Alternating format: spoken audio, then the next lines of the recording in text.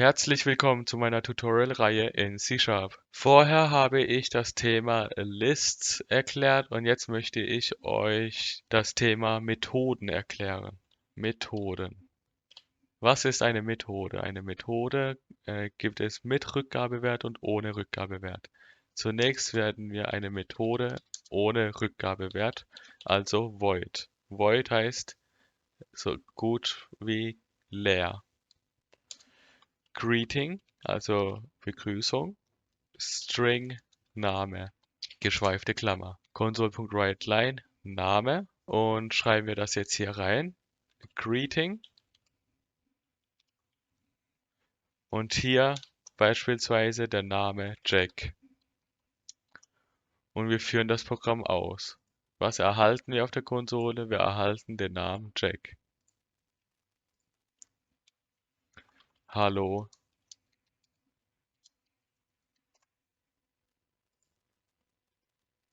Hallo Jack, genau. Wollen wir allerdings eine Methode mit zwei Parameter und mit einem Rückgabewert definieren, dann müssen wir Methode mit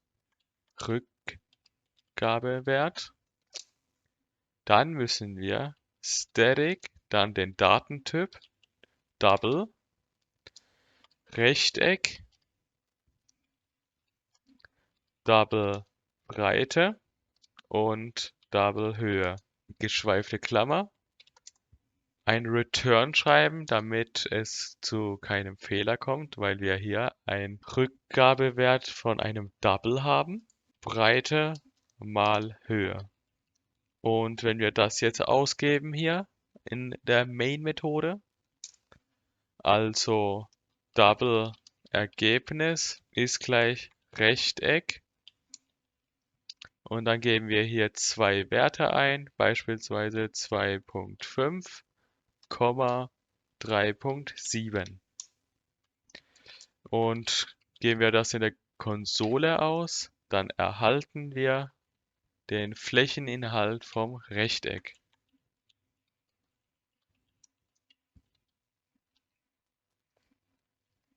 Führen wir das Programm aus, sehen wir haben einen Flächeninhalt von 9,25 Quadratzentimeter. Das hier ist eine Methode ohne Rückgabewert und das hier mit Rückgabewert. Jetzt zeige ich euch ein weiteres Beispiel mit dem Datentyp Bool.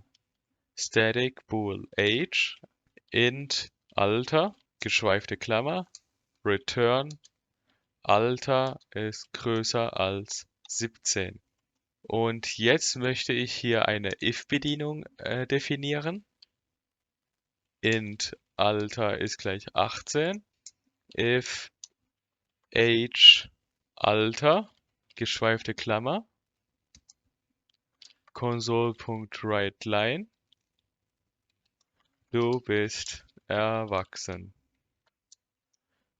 Gegebenenfalls, wenn er kleiner als 18 ist, dann schreiben wir console.writeLine, du bist noch zu jung. Führen wir das Programm jetzt aus, dann erhalten wir, du bist erwachsen. Und wenn wir hier jetzt 17 schreiben als Variablenwert, dann erhalten wir, du bist noch zu jung. Ich hoffe, ihr habt das Thema verstanden und falls ihr noch weitere Fragen habt, dann schreibt unten in die Kommentare. Und wenn euch das Video gefallen hat, dann lasst ein Like da, abonniert und teilt meinen YouTube-Kanal. Wir sehen uns dann im nächsten Video. Bis dann, ciao!